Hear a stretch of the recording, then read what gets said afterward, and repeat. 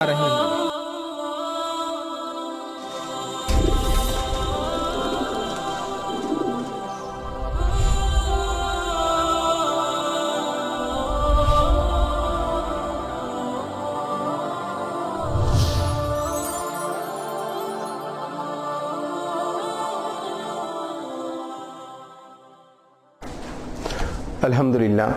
अल्हम्दुलिल्लाह रब्बिल आलमीन अस्सलातु वस्सलामु अला रसूलिहिल अमीन व अला आलिहि व सहबिहि अजमईन।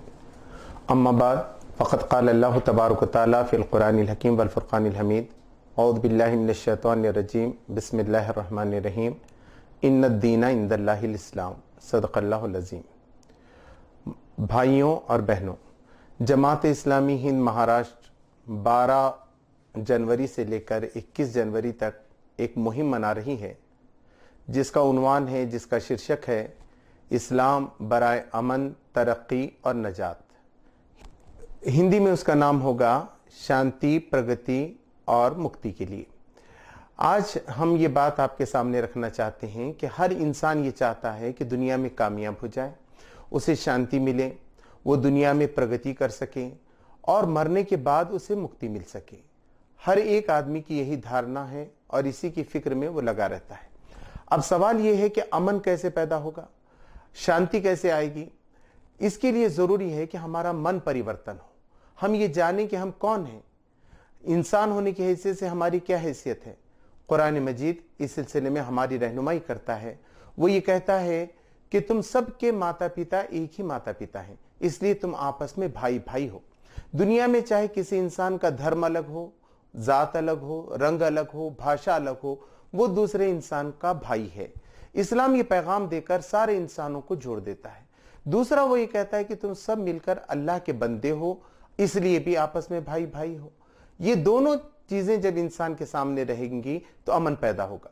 वरना एक आदमी समझेगा कि मैं ऊंची जात का हूं, नीचे वाले के साथ मैं कैसे बराबरी कर सकता हूं, या मैं अमीर हूं तो मैं गरीब के साथ कैसे बराबर रह सकता हूं, मैं गोरा हूं तो मैं काले के साथ कैसा रह सकता हूं। खुद आज अमेरिका में आप देखेंगे कि कई सालों के बाद एक काला आदमी जो है राष्ट्रपति बन सका। लोग ये कहते हैं कि अभी वहां एक लेडीज खड़ी हुई थी, इसलिए चूंकि वो लेडीज है इसलिए राष्ट्रपति नहीं बन सकी। तो ये तरक्की याफ्ता समाज भी इंसान के अंदर बराबरी नहीं दे सकता, और अगर बराबरी नहीं है तो अमन कैसे आ सकता है, शांति कैसे आ सकती है। जमात इस्लामी ये बात लोगों को समझाना चाहती है कि अगर अमन चाहिए तो अपने मन को परिवर्तन कीजिए, खुदा के बंदे बनिए और आपस में भाई भाई बनिए। दूसरा है कि अब प्रगति की बात आप लीजिए। हर आदमी ये चाहता है कि उसको तरक्की मिले, वो कामयाब हो, उसका खानदान अच्छा चले, उसकी आर्थिक व्यवस्था अच्छी हो जाए और वो पूरी दुनिया के अंदर घूम फिर सके आज़ादी के साथ। ये जब तक नहीं हो सकता जब तक कि आप देख रहे हैं आप कि कुछ मुल्क के अंदर अपने ही लोगों को बेगाना बना दिया गया, कहा जा रहा है कि ये मुल्क अब तुम्हारा नहीं है, तो इससे कैसे तरक्की हो सकती है। अच्छा, कुछ लोग अगर समाज में बड़े बन जाएं, जैसे कि भारत में भी हो रहा है कि अमीर लोग अमीर बन रहे हैं और गरीब लोग और गरीब बनते चले जा रहे हैं, तो ये दोहरी लोगों के अंदर प्रगति का साधन नहीं बनेगी, बल्कि एक दिन टकराव होगा और आखिर में आप जानते हैं कि जो तबकाती कशमकश होती है और सामाजिक भेदभाव होता है, इससे फिर टकराव होता है, फिर फसादात बढ़ते हैं, नफरत फैलती है और पूरा का पूरा समाज पीछे आता है। इसी तरीके से अगर आप देखेंगे कि मुक्ति हमें कैसे मिलेगी, तो मुक्ति वही दे सकता है जिसने हमें जीवन प्रदान किया है।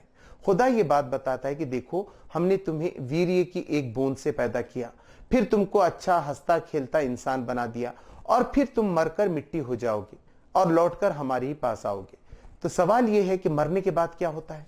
अब कुछ लोग ये कहते हैं कि साहब मर के लोग मिट्टी हो जाएंगे, कुछ लोग कहते हैं कि नहीं, जलाने के बाद जो है राख हो जाएंगे, कुछ लोग ये कहते हैं कि नहीं साहब ये जन्म जन्मांतर का है कि हम 7 जन्म लेंगे और 7 जन्मों तक साथ रहेंगे।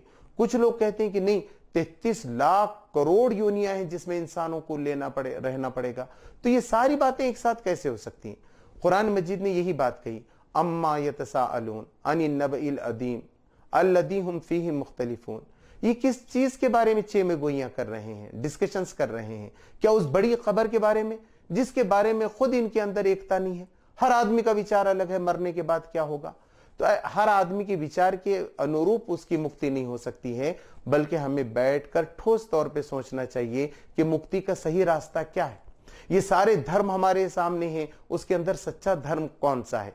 इस्लाम ये कहता है कि सबका धर्म एक ही है। जितने पैगंबर आए उनकी एक ही तालीम थी कि तुम्हारा खुदा सिर्फ एक ही खुदा है और मर के तुम्हें खुदा ही के पास जाना है, और खुदा के सिवा किसी में कोई ताकत नहीं कि तुम उसकी पूजा करो, इबादत करो या उससे कोई अपनी वाबस्ता रखो अपनी उम्मीदों को, क्योंकि उनके हाथ में कोई ताकत है ही नहीं।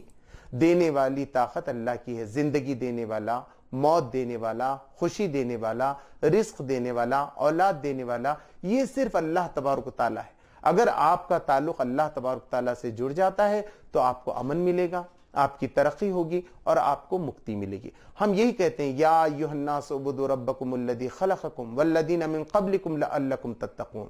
ऐ सारे इंसानों, अपने रब की बंदगी इख्तियार करो, अपने रब ही की पूजा करो जिसने तुम्हें भी पैदा किया, तुम्हारे माँ बाप को भी पैदा किया। इसी से आशा की जा सकती है कि तुम संयम की जिंदगी जियोगे और जिससे दुनिया प्रगति भी करेगी और मुक्ति भी पाएगी। वाखिर दावाना अनिल हम्दुलिल्लाह।